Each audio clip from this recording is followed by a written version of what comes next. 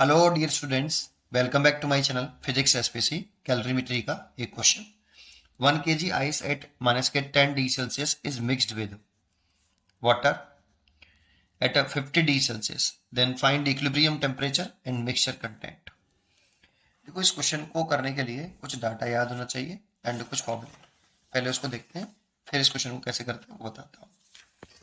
तो सबसे पहले आपको कुछ डाटा याद होना चाहिए। जैसे किसी क्वेश्चन में ये डाटा गिवन होता है और किसी क्वेश्चन में ये डाटा गिवन नहीं होता। जैसे इस क्वेश्चन में ये डाटा गिवन नहीं था, ठीक है। क्या स्पेसिफिक हीट ऑफ आइस और स्पेसिफिक हीट ऑफ स्टीम, ये हमें लर्न हो चाहिए। 1/2 कैलोरी पर ग्राम मल्टीप्लाइड बाई डिग्री सेल्सियस। चाहो तो आप इसे जूल पर किलोग्राम में भी याद कर सकते हो। 1/2 मैं तो ये याद रखता हूँ, ये कन्वर्ट कर लेता हूँ 4.2 जूल पर 10⁻³ kg multiplied by degree Celsius, क्योंकि एक कैलोरी में 4.2 जूल होते हैं और 1 ग्राम में 10⁻³ किलोग्राम। आप चाहो तो जूल पर किलोग्राम डिग्री सेल्सियस में भी याद कर सकते हो, ये याद रखना चाहिए। वैसे दूसरा, स्पेसिफिक हीट ऑफ वाटर, ये होती है 1 कैलोरी पर ग्राम डिग्री सेल्सियस। एक होती है latent heat of fusion of water, ये होता है 80 कैलोरी पर ग्राम। और latent heat of vaporisation of water, ये होती है 540 कैलोरी पर ग्राम। ठीक है, ये एक तो डाटा में ये याद होना चाहिए। ठीक है। दूसरा, जब स्टेट या फेज चेंज करते हैं ना, 3 तरह का स्टेट होता है किसी मेटल का, सॉलिड, लिक्विड और गैस। अगर ये चेंज कर रहे हैं ओनली, तो ये कांस्टेंट टेम्परेचर पर होता है। जैसे समझे, सॉलिड है, उसको आपको लिक्विड में कन्वर्ट करना है, तो ये कांस्टेंट टेम्परेचर पर होता है, फ्रीजिंग पॉइंट पर। At constant temperature freezing point, और ये कांस्टेंट टेम्परेचर पर होता है बेटा। अब इन केस ऑफ फ्रीजिंग पॉइंट की बात करें, फ्रीजिंग पॉइंट है ना, freezing point, freezing point in case of water, ये जो फ्रीजिंग पॉइंट होता है वो 0 डिग्री सेल्सियस होता है। तो इस वाले केस में जब सॉलिड लिक्विड में कन्वर्ट हो रहा होता है ना, तो 0 डिग्री सेल्सियस अगर वाटर है तो 0 डिग्री सेल्सियस फ्रीजिंग पॉइंट पर होता है। अलग अलग लिक्विड के लिए अलग अलग होता है ये फ्रीजिंग पॉइंट, है ना। तो अगर वाटर की बात करें तो 0 डिग्री सेल्सियस होता है। तो इसके लिए हीट एनर्जी ये एब्जॉर्व करेगा बेटा। जब भी सॉलिड लिक्विड में कन्वर्ट हो रहा होगा तो हीट एनर्जी एब्जॉर्व करेगा। कितनी? ml latent heat of fusion, इतनी एनर्जी एब्जॉर्व करेगा। और लिक्विड जब सॉलिड में कन्वर्ट होगा तो ये भी फ्रीजिंग पॉइंट पर ही होता है। लिक्विड कभी सॉलिड में कन्वर्ट हो रहा हो तो फ्रीजिंग पॉइंट पर ही होगा, और इसमें हीट एनर्जी रिलीज करेगा, बस ये ध्यान रखना है। और कितनी? m into latent of heat of fusion, ठीक है ना, एक केस। और जब आपका लिक्विड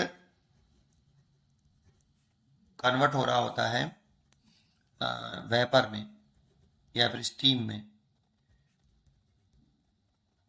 तो ये भी एक कांस्टेंट टेम्परेचर पर होता है, बॉइलिंग पॉइंट पर। Boiling point, that means temperature constant है, कांस्टेंट टेम्परेचर, कांस्टेंट टेम्परेचर। इसमें भी ये हीट एनर्जी एब्जॉर्व भी करता है।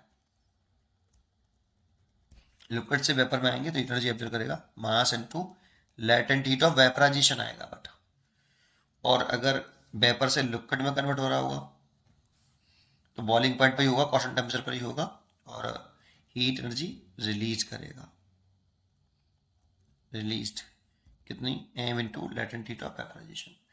बॉइलिंग पॉइंट हर एक लिक्विड के लिए अलग अलग होता है, लेकिन इन केस ऑफ वाटर,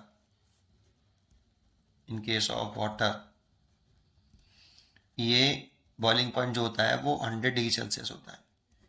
बस कभी भी ध्यान रखना कि जो लिक्विड से स्टेट जो चेंज होती है वो बॉइलिंग पॉइंट पर ही होती है, कांस्टेंट टेम्परेचर पर ही होती है। ऐसे ही यहाँ पे फ्रीजिंग पॉइंट पर होती है। ये 2 पॉइंट हमेशा ध्यान रखिए, ठीक है, कॉन्सेंट्रेट करना चाहिए उस वाले पॉइंट पर। दूसरा, अगर केवल टेम्परेचर राइज कर रहा हो, केवल टेम्परेचर चेंज हो रहा हो, only change, only state change नहीं हो रही हो, तो फिर क्यू बराबर एम एस डेल्टा टी लगाते हैं। यहाँ एस स्पेसिफिक हीट है और delta T rise in temperature या लूज इन टेम्परेचर, जो भी है, इतनी आपकी हीट एनर्जी होती है। ये बस ये इतना डाटा हमें पता होना चाहिए। अब क्वेश्चन को करते हैं, अपने क्वेश्चन पर आते हैं।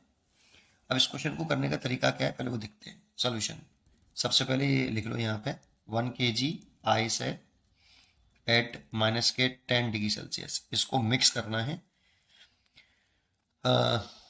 1 kg वाटर बोला है, तो 1 kg वाटर में एट 50 डिग्री सेल्सियस पर इसमें मिक्स करना है। देखो ये एक सिस्टम बन गया, कैलोरीमेट्री में ये एक सिस्टम बन गया। सिस्टम पूरा की पूरा सिस्टम आइस और वाटर का एक सिस्टम बना है। ये हीट बाहर से नहीं ले सकता और ना बाहर हीट दे सकता है। केवल हाँ, ये केवल एक दूसरे की जो हीट एनर्जी ये एब्जर्व कर रहा है, ये रिलीज कर रहा है, ये रिलीज कर रहा है, इसने एब्जर्व किया। केवल इस सिस्टम में हीट एनर्जी का रीडिस्ट्रीब्यूशन हो सकता है, लेकिन जितनी भी हीट एनर्जी एब्जर्व होगी और जितनी रिलीज होगी उन दोनों का सम 0 ही रहेगा, ठीक है। बाहर से कोई हीट एनर्जी ना आएगी ना जाएगी, ये वाली बात इंपॉर्टेंट है। चलिए आप समझते हैं इसको। अब करना क्या होता है, जैसे यहाँ स्टेट है आइस और यहाँ स्टेट है वाटर, तो एक ही स्टेट में ले आते हैं पहले, सेम टेम्परेचर, स्टेट भी सेम और टेम्परेचर भी सेम। अब टेम्परेचर कितने पे लेके आए, ये या तो 0 पे लेके आते हैं, 100 पे ला सकते हैं, या किसी अदर पे भी ला सकते हैं। ऐसा नहीं 0 और 100 पे लाना है, किसी अदर पे भी ला सकते हैं। ये क्वेश्चन के हिसाब से बदलता है, लेकिन स्टेट सेम करनी होती है। सोचो, अगर आप ये वाटर है और ये आइस है, तो एक बताओ, एक सॉलिड है और लिक्विड है, तो या तो आप आइस को लिक्विड बदल लो या लिक्विड को आइस बदल लो, एक काम कर सकते हो, है ना। तो यही प्रोसेस है, इसमें तो जाना ही नहीं है, तो लिक्विड से वेपर में नहीं बदलना है हमें, ठीक है। चलिए, तो इसमें एक काम करते हैं, इस आइस को मैं वाटर में बदल लेता हूँ। लेकिन आइस को जब हम वाटर में बदलते हैं ना, तो आइस मतलब सॉलिड को लिक्विड में बदलते हैं तो फ्रीजिंग पॉइंट पर होता है, और आइस वाटर है तो उसका फ्रीजिंग पॉइंट 0 डिग्री सेल्सियस होता है, जबकि यहाँ पे रखा है -10 डिग्री सेल्सियस। तो वो बदल तब सकता है जब वो 0 डिग्री सेल्सियस पर आ जाए। तो पहले से 0 डिग्री सेल्सियस पर लेके आओ। अभी स्टेट नहीं चेंज करे, आइस ही रहा, क्योंकि स्टेट तब चेंज होती है फ्रीजिंग पॉइंट पर, और फ्रीजिंग पॉइंट है ही नहीं, अभी 10 है। आइस का फ्रीजिंग पॉइंट 0 डिग्री सेल्सियस होता है, इसीलिए इसे 0 पे ले आओ, 0 डिग्री सेल्सियस। अब इसमें Q बराबर एम एस आइस की स्पेसिफिक हीट और डेल्टा टी, क्योंकि इसमें टेम्परेचर चेंज हो रहा है, स्टेट चेंज नहीं हो रही है, इसीलिए ये लगेगा। तो ये लगा दो, तो एम लिखूं तो केजी में है, मैं ग्राम में लिख रहा हूँ इसको, 1000 ग्राम हो गया। स्पेसिफिक हीट ऑफ आइस हमें याद होना चाहिए, जो कि 1/2 है, मैं ग्राम में लिख रहा हूँ, कैलोरी में लिख रहा हूँ, तो ये लिख दे दिया मैंने 1/2। और डेल्टा टी कितना, -10 से 0, तो 10 डिग्री सेल्सियस चेंज आ रहा है, ये कैलोरी में आया बेटा। अब देखो, 2 से आप इसको काट दीजिए, है ना, 2 से आप इसको काट दीजिए, 2 से आप 5 काट दिए, ये किलो कैलोरी हो जाएगा। 5000 कैलोरी आ रहा है, तो 5000 कैलोरी को हम 5 किलो कैलोरी ले सकते हैं। इतनी हीट एनर्जी यहाँ से इसने एब्जॉर्व करी होगी, तभी ऐसा कन्वर्ट हुआ होगा, एनर्जी एब्जॉर्व करी होगी सॉलिड से लिक्विड में करने के लिए, एब्जॉर्व, ठीक है। अब ये आइस किस में कन्वर्ट हो सकती है, वाटर में। फ्रीजिंग पॉइंट पर होती है 0 डिग्री सेल्सियस पर, तो 0 डिग्री सेल्सियस है, तो 1 किलोग्राम वाटर बन गया एट 0 डिग्री सेल्सियस, ऐसे, ठीक है।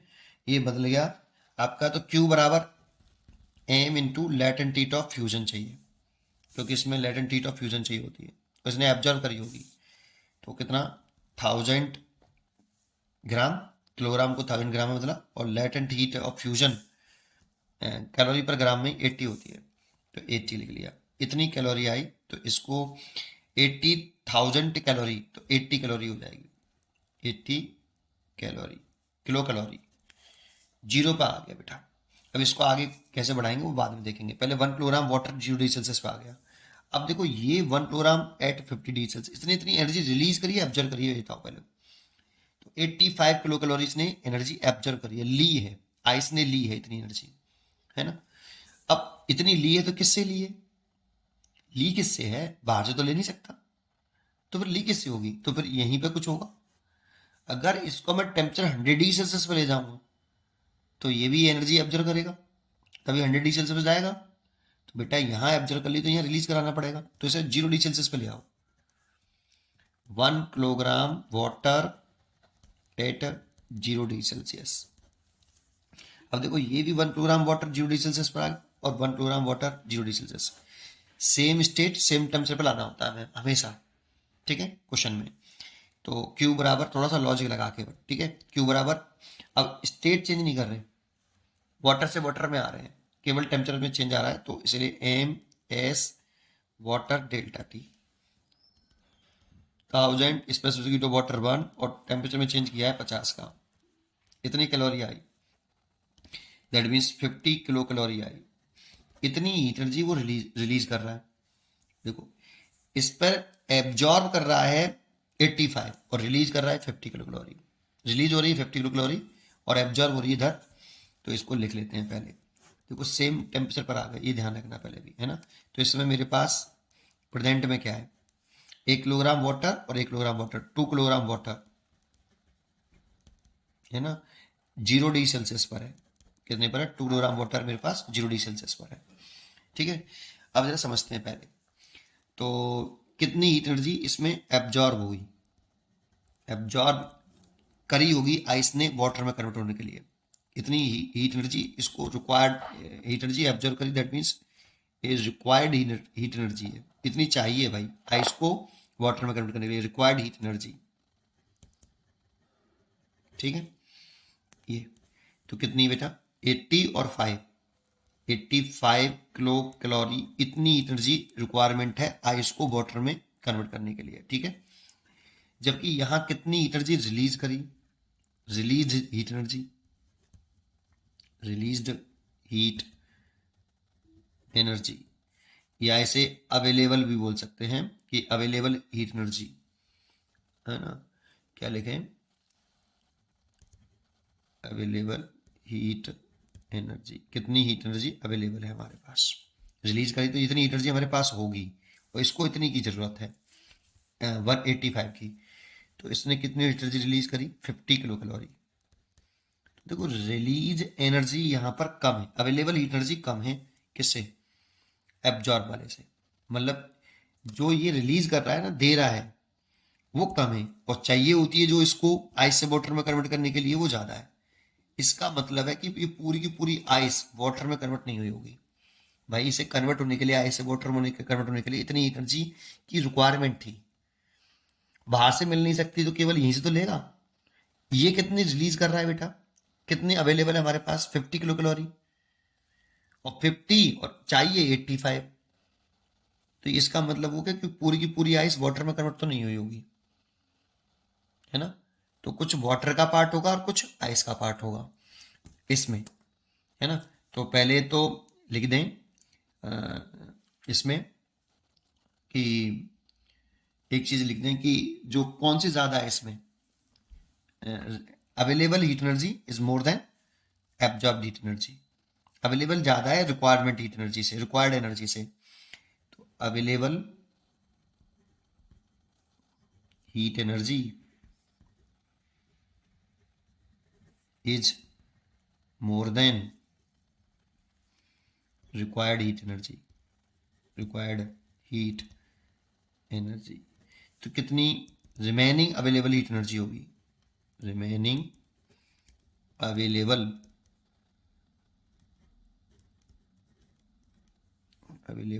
हीट एनर्जी, ठीक है, कितनी, Q इज इक्वल टू, तो 85 में से 50 घटा दी, कितनी बेटा, 35 किलो कैलोरी हीट एनर्जी अभी ये अवेलेबल है हमारे पास। ये तो पूरा कन्वर्ट, इसे पूरा कन्वर्ट होने के लिए, आइस से वाटर में कन्वर्ट होने के लिए 85 चाहिए थी, है ना।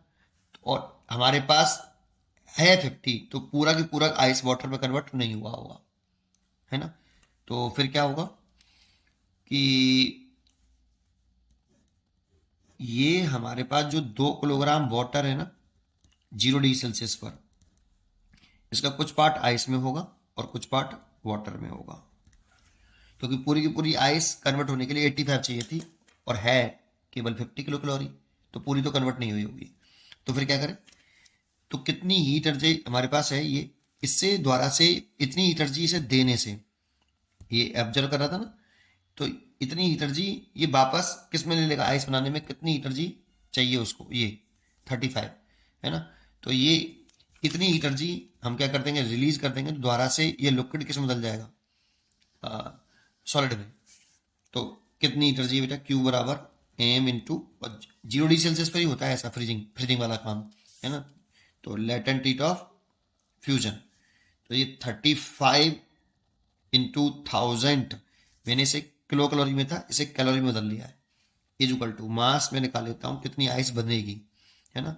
ये आइस कितनी बन जाएगी, वाटर को द्वारा से आइस में कितना पार्ट कन्वर्ट हो जाएगा, into latent of heat of fusion कितना 80। तो मैं सॉल्व करूँ तो M is equal to 35/80 into 1000 gram, तो मैं इसे लिख सकता हूँ 35/80 किलोग्राम। इतनी तो आइस जो है हमारे पास, इस रिमेनिंग अवेलेबल हीट एनर्जी अगर हम ये वापस दे दें इसको, तो ये आइस में कन्वर्ट हो जाएगा, तो ये आइस में बदल गया, तो इतना तो आइस आएगा बेटा, 35/80 kg आइस आएगी।